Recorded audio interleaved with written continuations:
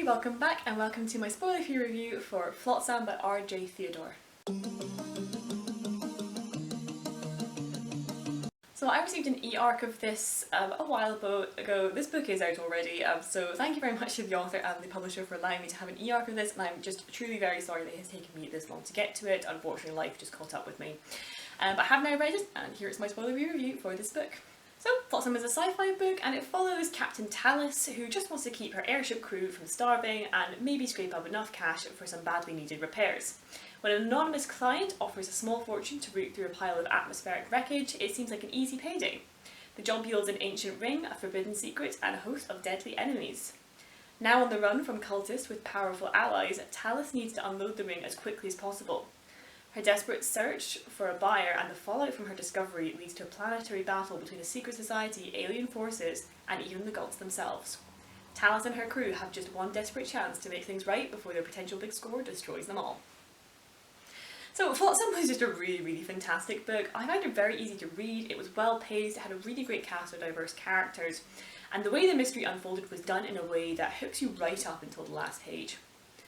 The world building is really engaging and good fun and just incredibly unique. The concept is it's of an exploded planet existing after this cataclysm, and with these sort of islands of the chunks of the planet still having life and stuff, and they're almost kept in orbit, kept in an atmosphere, and people are still able to live on these sort of planetary pieces almost. Different people travel and trade and stuff. It was really well thought out, and it was really good fun to read about. I really enjoyed how the author had put thought into this concept, and as well how the different gods and the different cultures around those gods formed, and how different ways of life developed over the course of time on these different places and stuff in this kind of, what's left of this planet. I also really liked Tallis' own faith and relationship with her gods. It was a really realistic depiction of someone who isn't overly religious but still has those beliefs. I really enjoyed that aspect of her character. The gods themselves, were super interesting as well, basically being ordinary people but with extraordinary powers who have now become gods. There's something rather down to earth with the interactions that we do see with one of them, like how she communicates with her people and stuff, and obviously you get to see how godly they are towards the end when things really pick up, but I thought it was just a really interesting way to develop them. And then you also have this sort of extra force of these mysterious aliens that are visiting this planet, and what they represent was a really good mystery and a really interesting surprise. I loved finding out their motivations, and the thought that was put into their culture as well was great to see. The author clearly had fun coming up with ideas for, how alien cultures would present and come about. And I find, there's this whole idea about different pronouns referring to class to be it's a really interesting spin on the idea of why should their lifestyle be anything like ours? Why should they have gender like we do? In fact, their gender almost corresponds, and the way they are dressed corresponds with their class. I really liked how they introduced the aliens, first as a mysterious unseen force, and then later when we actually see Tallis and her crew interact with them, when we get to see them learn a little bit more. There's also the alien character Scrimshaw, and he was a really interesting addition to this, and as well I feel like this Zist arc in the book was a really great way to explore the aliens' culture and attitudes to one another through this one character that we do see spending time with Tallis and her crew. Our main character of Tallis is absolutely fantastic. I really enjoyed seeing a woman in her 40s take centre stage for this sci-fi adventure. It kind of added a sense of gravity to the whole situation, that a woman with 10-20 years experience, she was caught up in these impossible situations and she didn't really know what to do, and it kind of just added a little bit more weight to the things that were going on, I think.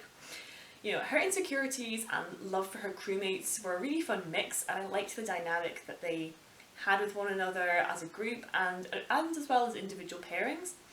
Very unsure how I feel about the character of Hancock, who's Tallis' ex-boyfriend who kind of props up as an antagonist. He has a lot of different motivations, and obviously his attitude towards Tallis helps throw a lot of that into conflict, because obviously he does still care about her. So I'm still kind of curious as to see how he's going to develop over the course of the series, but I'm very unsure what to think about him at this point in time. The different races that you have of people in the book was a little underexplored, I think. You have the Cutters, you have the Bone, the Vein, the Breakers and the Rackers, each sort of corresponding with one of the 5 gods. We only really meet the first 3 in person in the book, and I feel like just not quite enough development nor explanation was done for these different peoples. and some of it did come across as a little problematic, with the bone people clearly being, you know, this fantasy planet's black people, and often they were described as barbaric and often violent, which obviously was really uncomfortable to read. However, the bone character that we do see is Doug, and he's one of Talus's crew, and he's a very close friend to her, and you know, I'm happy to say that he was actually really well-rounded. He has his dark moments, but he clearly still cares about his crew and his friends, and his friendship with Talus is amazing. You know, it's really like nice to see men and women be such close friends and remaining that way and stuff. So, you know, like, yes, we have this sort of one outlook of what these people are supposed to be like, but then when we actually see this one character, it's a lot more well-rounded, a lot more complex than kind of that really poor explanation really was. So I feel like, you know, if they just maybe explained things a little bit better and just double checked the language that was being used, I feel like this problem could have been avoided. But you know, it's not really my place to say any more on that, those sorts of things. But just a heads up if you're going into this, that there is some like interesting language used. But overall, I did just really like this book though. It's very fast paced and intense. You know, our characters are just leaping from bad situation to bad situation. And their friendship and loyalty to one another is tested over the course of the book, and the found family feeling is captured really well. Talus is a really strong main character, and the world building is so unique, and it's such a fun setting. You know, I've never come across a setting like this before. I'll definitely be continuing with the series when I can. It was just a really, really fun surprise to read this book. But anyway, that's all from me. Have you read Flotsam by R.J.Theodore? Have you read the whole series? Let me know your thoughts down below in the comments. You know, let me know what you think of this book. I would love to hear your opinions on this. If you've reached the end of this video, feel free to leave a like and feel free to subscribe. I post 2 videos a week. But thank you so much for watching. I'll see you next time.